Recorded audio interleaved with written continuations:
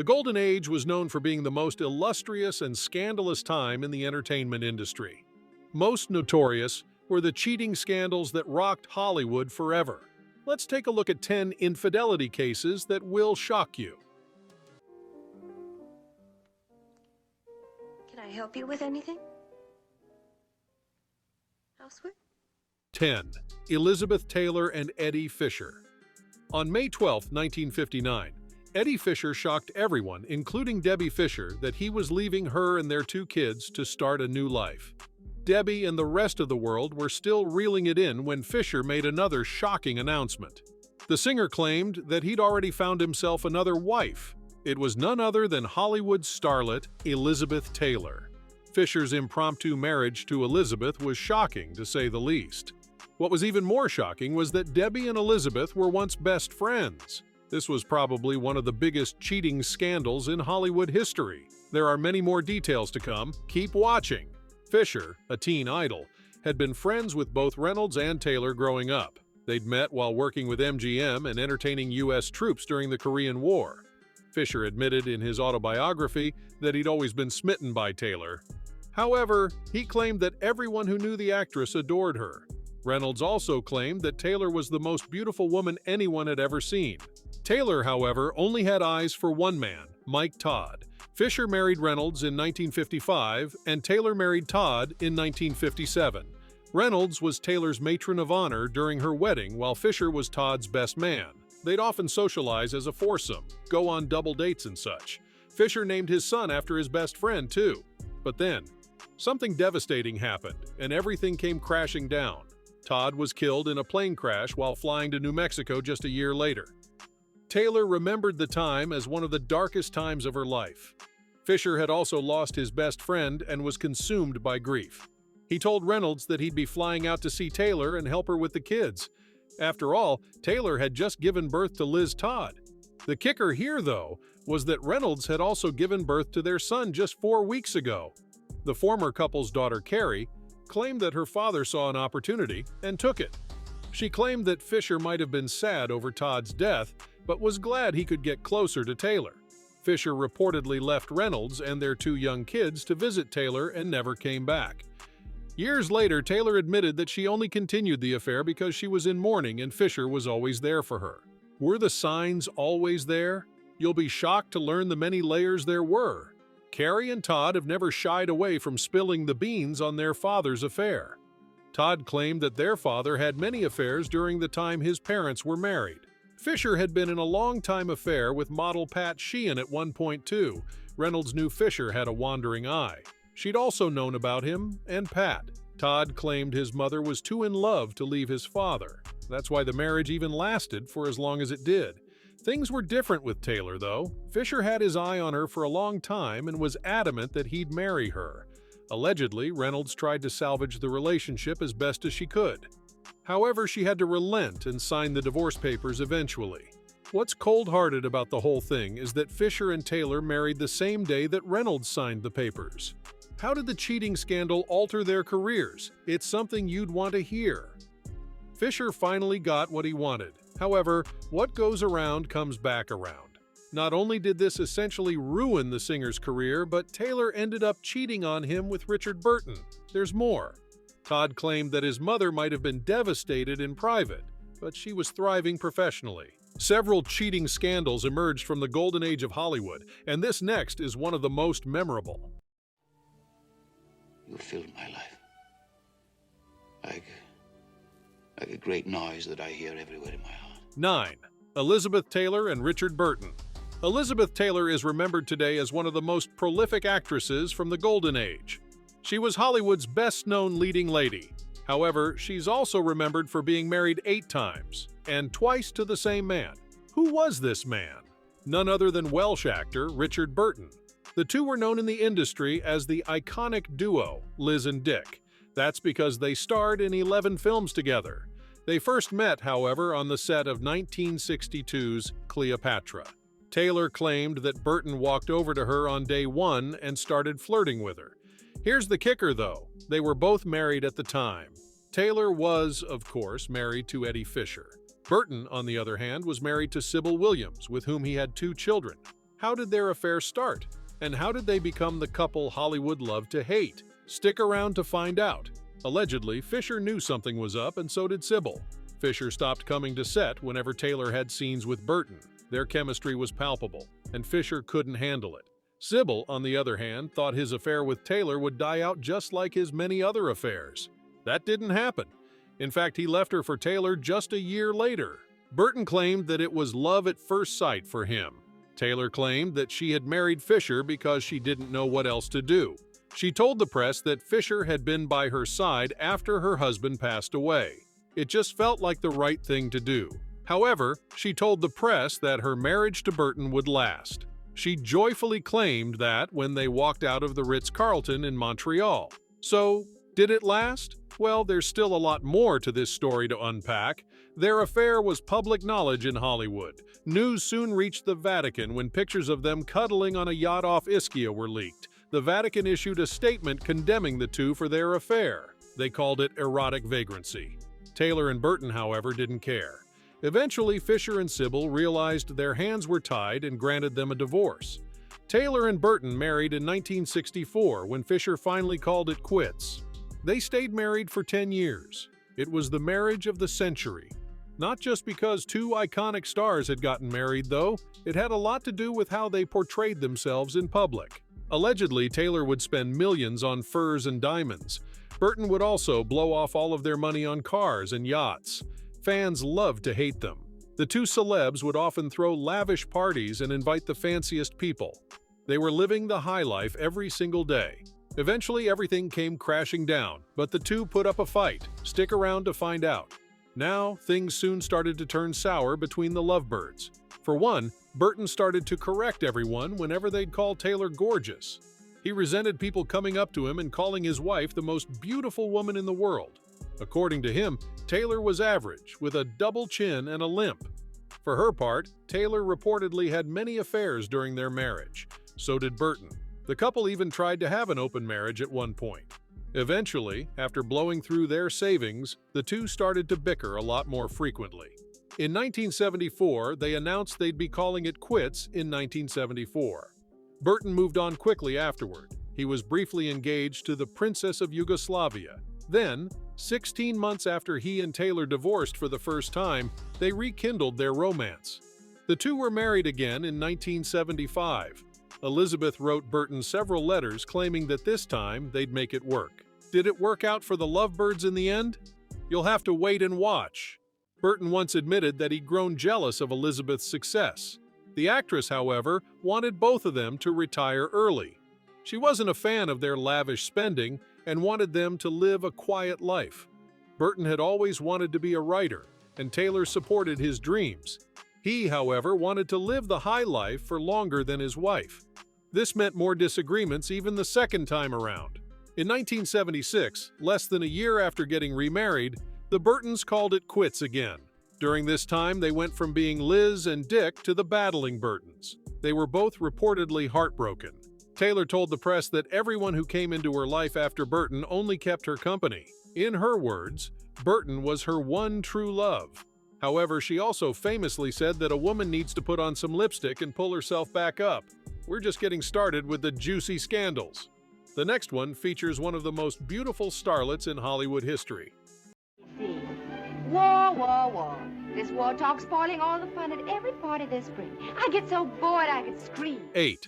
Vivien Leigh and Sir Laurence Olivier. Vivien Leigh made her professional debut as Henriette in Mask of Virtue in 1935.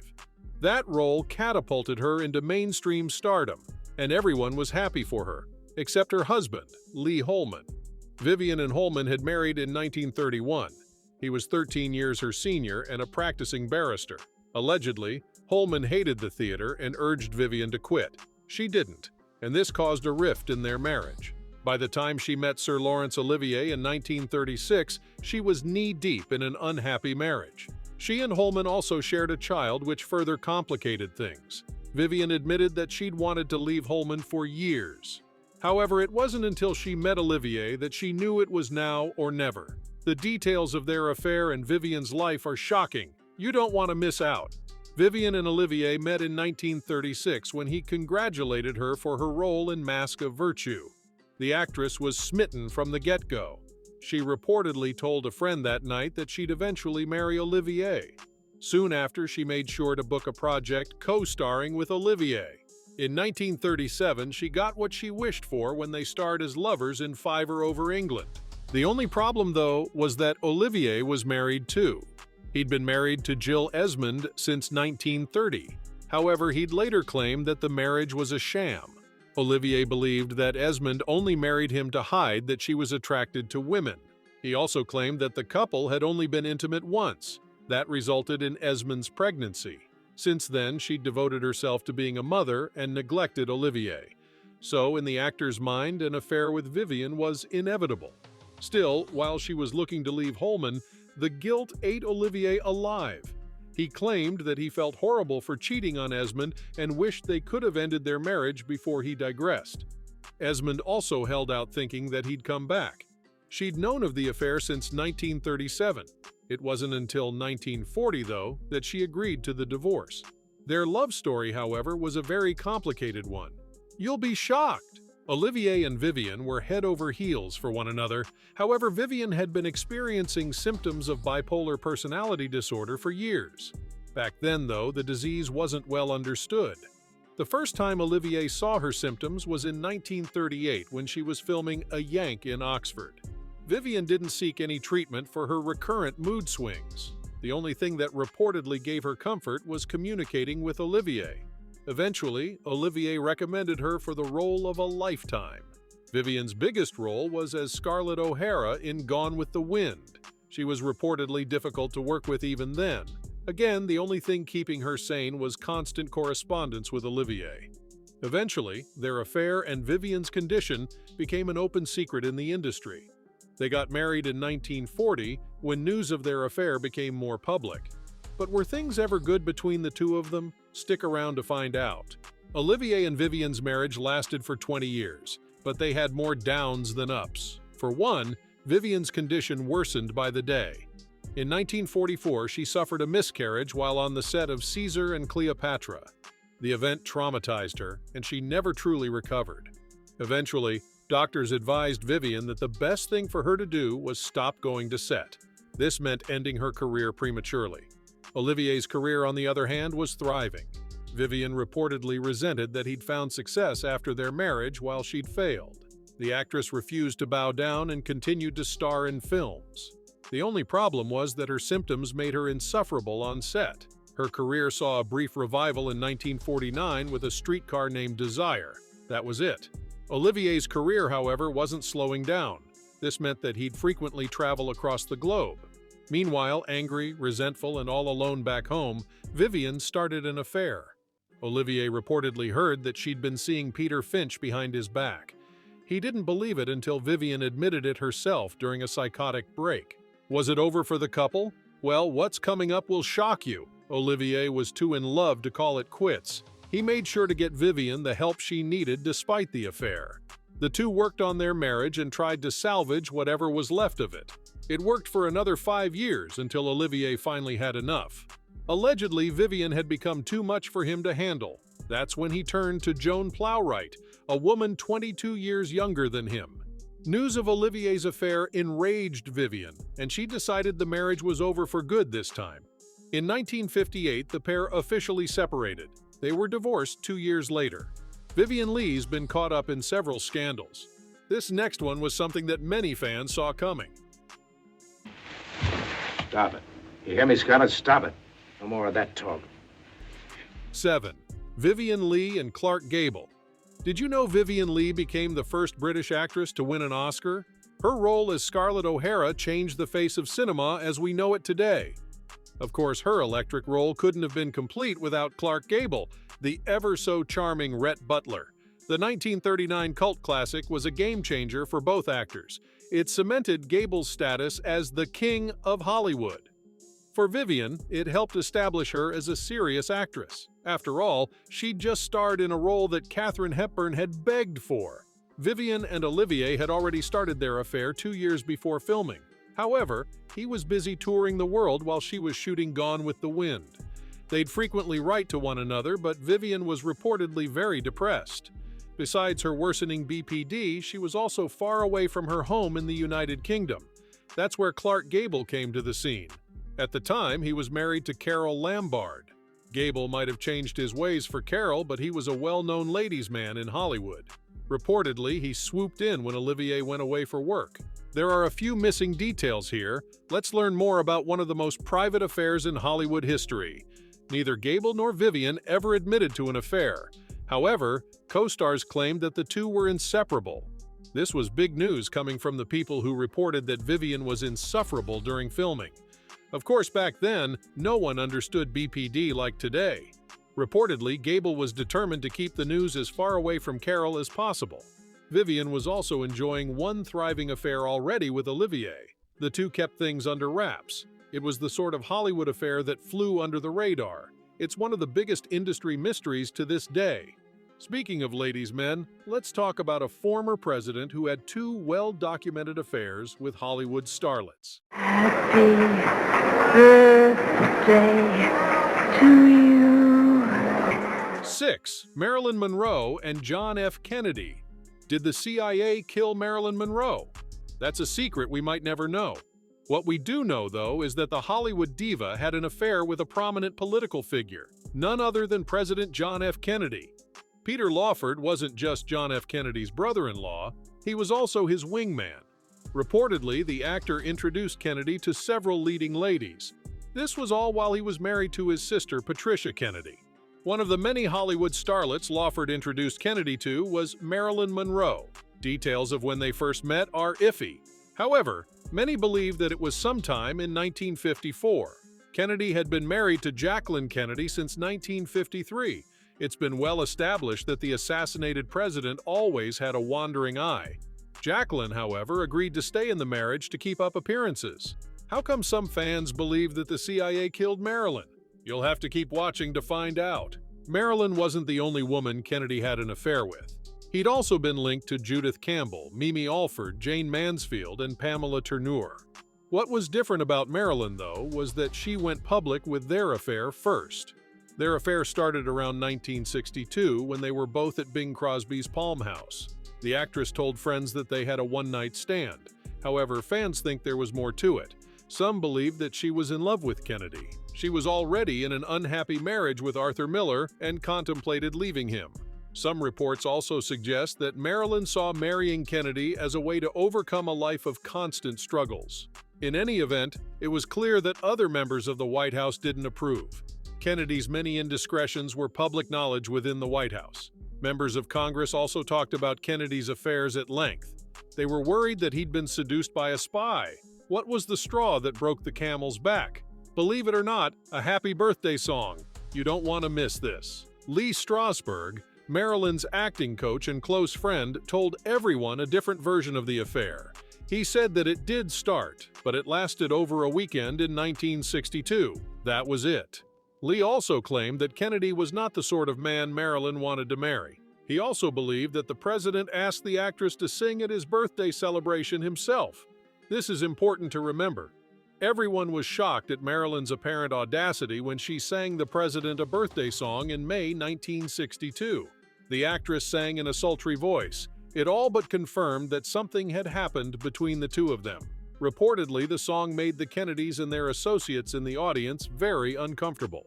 Was it a woman scorned, looking for revenge, or just someone repaying a favor? Let's uncover more details and then you can decide. The biggest conspiracy wasn't the affair. It was the fact that Marilyn was found dead of an apparent overdose just 3 months later. She died at the age of 36 and left a lot of unanswered questions.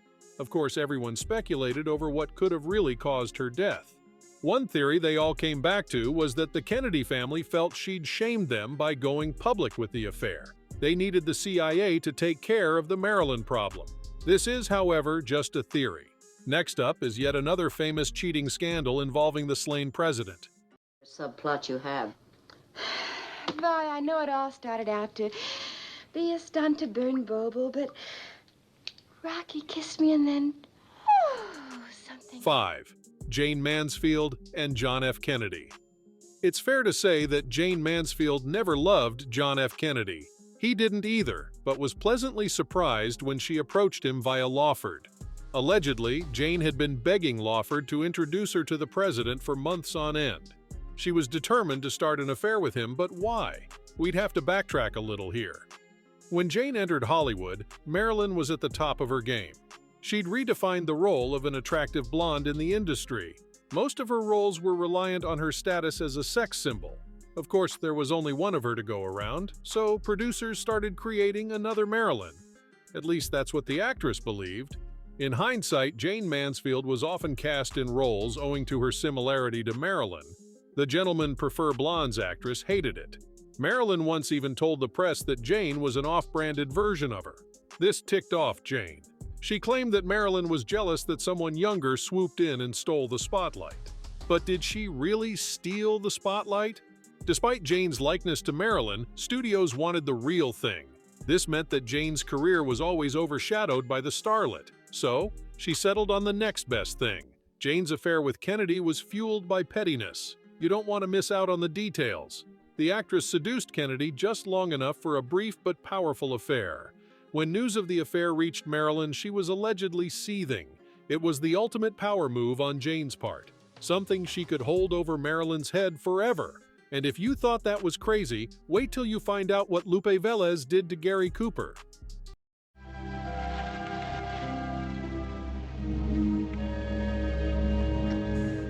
Four, Gary Cooper and Patricia Neal. Details of Gary Cooper's many infidelities could fill an entire library. The Hollywood legend was known for being a ladies' man. He briefly mended his ways when he met and married Veronica Balfe in 1933. However, he was soon back to his old ways when he met Patricia Neal. Cooper's personal life was filled with affairs. He'd first digressed in 1942 with Ingrid Bregman. Balfe found out about the affair, confronted Cooper, and he apologized. However, this just meant he was more discreet with subsequent rendezvous. The two started an affair while working together on The Fountainhead. Neal was 21 and Cooper was 46. News of their affair eventually reached Balfe, who demanded Cooper choose between the two women. The leading man, however, told his wife and the mother of his child that he was choosing Neal. This was enough for Balfe, and she filed for legal separation in 1951. Did Neal and Cooper get their happily ever after? You'll have to stick around and find out. Cooper moved out of the family home in 1951, but moved back in just 2 years later. He'd once told Balfe that he loved Neal, but the young actress claimed this wasn't true. She believed that he was infatuated with her or loved controlling her. The two eventually broke up when Cooper allegedly slapped Neal. This was around 1951 when he alleged that Neal had cheated on him with Kirk Douglas. Neal admitted she'd gone out with Kirk. She also reasoned it by claiming that by all accounts she was a single woman. The assault was enough for her to kick Cooper to the curb. He eventually moved back in with Balfe and his child. The two stayed married until he died in 1961. Did he stay faithful? Not really. His last affair was with the much younger costume designer Irene. Reports suggest that Irene ended her life after hearing about Cooper's passing in 1961. The note she left behind suggested that he was the only man she'd ever loved. The golden age was riddled with affairs. This next one's insane. Why don't you take this bottle and go to bed? Here, can you use this? I thought you said you were... 3. Humphrey Bogart and Lauren Bacall. Humphrey Bogart and Lauren Bacall's romance sparked on the set of 1944's To Have and Have Not. Their undeniable chemistry, despite their significant age difference, had everyone speculating. Then, when Bogart divorced Mayo Method, it was all but confirmed. Bogart and Bacall wasted no time. They held a private marriage ceremony in 1945. It was fueled by intense public interest and media scrutiny. Method might have been a private person. However, she told the press that Bacall had stolen her husband. Was their love enough to withstand the backlash? Let's find out! The scrutiny dented the actor's career for a while. Still, they bounced back up with more on-screen collaborations, such as The Big Sleep. Ironically, the film only deepened the public's fascination with their relationship. Bogart and Bacall became icons. Their relationship was a rarity in Hollywood, one that seemed to work. This isn't to say they didn't have problems. Bogart battled with alcoholism, and it took a toll on their relationship. The two bickered often, and Bogart was reportedly jealous of Bacall's success. Still, they persevered and stayed married until Bogart's passing in 1957. Bacall often claimed that Bogart was her one true love. And now, let's talk about one of the most well-documented cheating cases in the entertainment industry. And you don't know it. Screwy, listen here. That's the last time you'll insult me. Do you hear that? 2. William Randolph Hurst and Marian Davies. Hurst was already a well-established businessman and media mogul when he met the emerging actress Marian Davies in 1915. He was in his 50s and she was in her early 20s. Despite their massive age gap and the fact that Hurst was married, the two started an affair. Their affair was one of the longest and most well-known affairs in Hollywood history. However, it's not for the reasons you might think. How did this affair become one of the best-remembered ones in history? You'll be surprised! Millicent Hurst had been married to William since 1903. She knew he'd started an affair with Marian. However, reports suggest that she didn't care much about what her husband did. This worked well for Hurst, since he didn't put in much effort to keep his affair private. The best he could do was keep the press from publishing details of his affair. However, Marian was reportedly afraid that their affair would become public news one day. She despised the idea of being known for nothing more than Hurst's mistress.